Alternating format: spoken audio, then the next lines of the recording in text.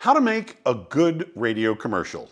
Wow, what a loaded question. There are so many bad radio commercials out there. Hopefully with a little bit of tweaking, polishing, and buffing, we're going to get you over and above them very, very easily. So keep listening.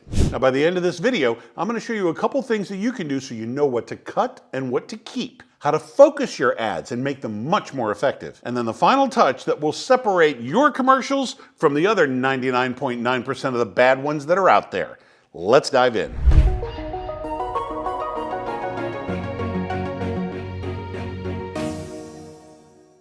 Probably some of the most common phrases that you've ever heard in a radio commercial, stuff like friendly, knowledgeable staff, or convenient parking, or conveniently located, or we treat you like family.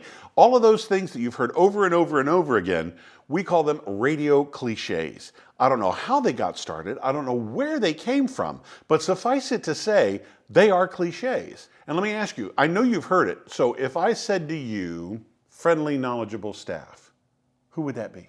Be everybody. Everybody claims to have friendly, knowledgeable staff.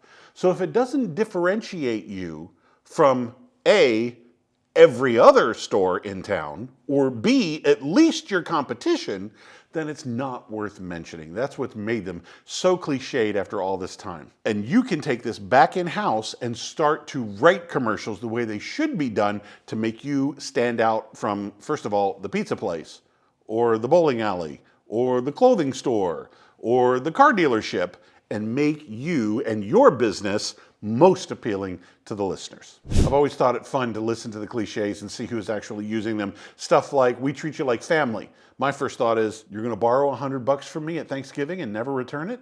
Is that what you mean by treating me like family? I don't think I wanna be treated like family. Or how about conveniently located? As opposed to all the other stores where you typically have to drive to the next county, turn left, and then come back to get to them. Is that right? No, that's not what happens. They're always fun to listen to, but please don't use them in your radio ads. That's precious, precious real estate. I mean, we're talking probably in a 30-second ad, it's less than 80 to 85 words. If we're gonna say friendly, knowledgeable staff, that's 3 words out of that entire thing that could have been used for something else. Much more important than friendly, knowledgeable staff. One of the things that we hear a lot are multiple calls to action. What I mean by that is, at the end of the commercial, you'll hear them say, 502 Main Street in downtown, right across from the post office. Or online at www.ourstorewebsite.com. Or check us out on Facebook. I mean, those are 3 CTAs that have now completely and totally confused the listener, and they took up, what, 5, 7, 10 seconds? That's a third of your 30-second ad? We don't have time for that. If you make a connection, you're gonna make a sale. If you make a confusion, you're gonna lose a sale. So make your CTA correspond to what they have to do to actually get the thing that you just spent the previous 20, 25 seconds talking about. So if they need to come to the store and buy it there at the cash register, then your CTA could be something as simple as, come in and get yours today. We've got 14 to choose from.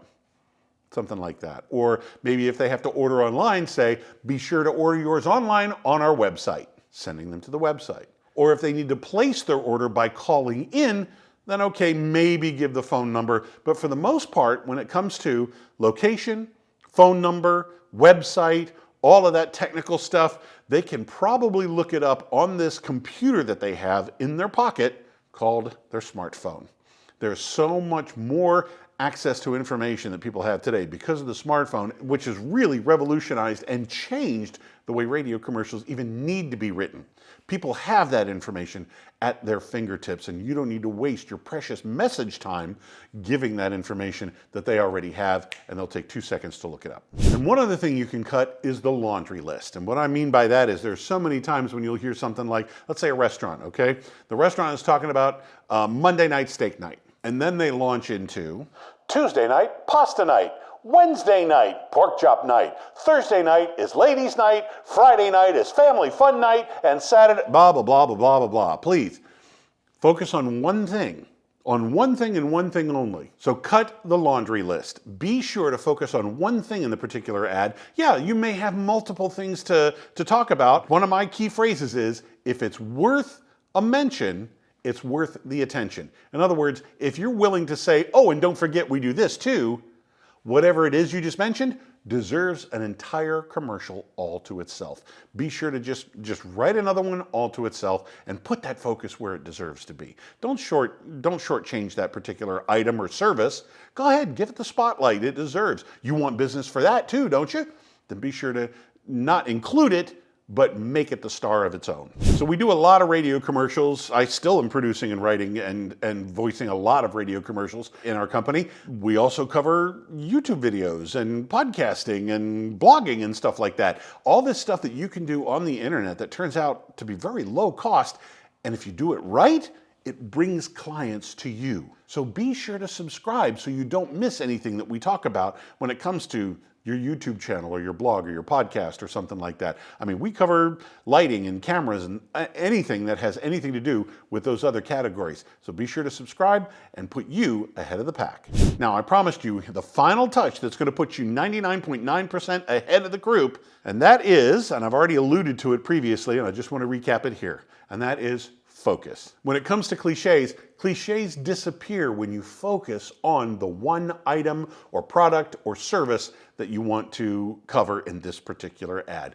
You've got plenty to say. I'm sure you can talk for more than 30 seconds about anything that you offer. Well, when you figure there's going to be a little bit of an intro and a little bit of a call to action, you actually have less than 30 seconds to talk about it. If we do this right, you should have no problems with creating enough content for one radio commercial without the cliches. And plus, we want you to stand out from everybody else, not just your competition, but from even the people who aren't your competition. So next time you hear, we treat you like family, or friendly, knowledgeable service, or convenient parking, that could be anybody, and they've just wasted that time in the radio ad. Focus on your call to action. I mentioned this earlier. When you focus it to one call to action, make the call to action match what they need to do to actually get the product or service. Call, come by, order it online, pick it up at the store, whatever the case may be, just make it that one call to action. Multiple CTAs, and you start to confuse the issue. People are like, okay, so what do I need to do?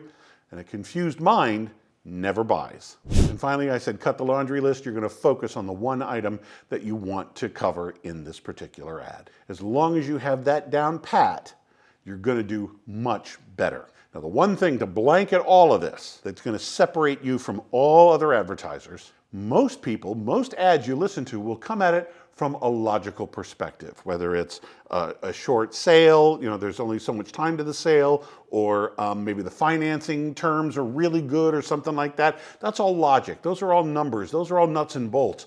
Talk emotions.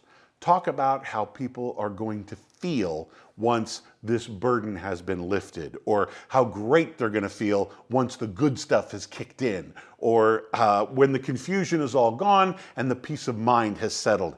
That's the type of thing. That's the angle you want to take, the emotional side, and then justify it logically later. You don't even have to put the logic in the sale.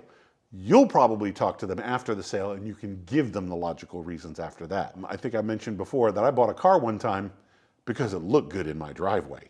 That's a very emotional reason to buy a car. I told all my friends I got a great deal. They knocked the price down. I got great financing terms. Well, that was the logic afterwards. But the reason why I bought it is because it looked good in my driveway. I can still picture that car to this day. It did look good. To help you on your radio commercial journey, I have a free checklist for you to make sure that you focus, get these things taken care of, so you've got the structure ready to go for writing your next radio commercial. In the description down below, click on the link for the radio commercial checklist. Get your copy, use it every time you write an ad until this becomes second nature to you.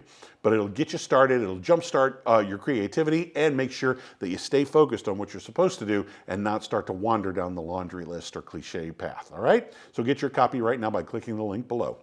I'm Nick Nattarella with AdWise Creative. Thank you for watching.